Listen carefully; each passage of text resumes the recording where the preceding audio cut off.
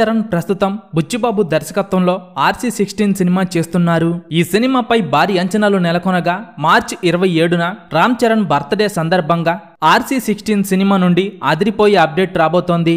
Game changer వంటి పరాజయం తరువాత రామ్ చరణ్ తన నెక్స్ట్ మూవీపై ఫుల్ ఫోకస్ పెట్టారు.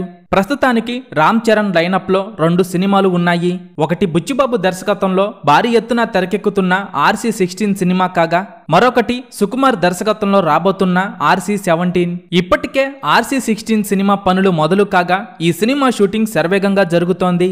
మార్చి 27న రామ్ చరణ్ బర్త్డే సందర్భంగా RC16 సినిమా నుండి Ram Charan first look poster అలాగే సినిమా టైటిల్ తో పాటు సినిమా రిలీజ్ డేట్ కూడా బయటకు రాబోతోంది. రామ్ చరణ్ హీరోగా, జాహ్నవి కపూర్ హీరోయిన్ గా young and talented director Buchibabu Sana దర్శకత్వంలో భారీ ఎత్తున ఈ సినిమా తెరకెక్కుతోంది.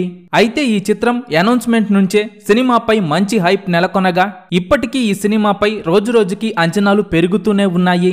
ఇక షూటింగ్ కూడా ఫుల్ స్వింగ్ లో కొనసాగుతోంది. RC16 సినిమా ఒక రేంజ్ లో ఉండబోతోందట. ముఖ్యంగా ఈ సినిమాలో రామ్ చరణ్ ఎంట్రీ అయితే అదిరిపోయే రేంజ్ లో ఉంటుందని అంటున్నారు.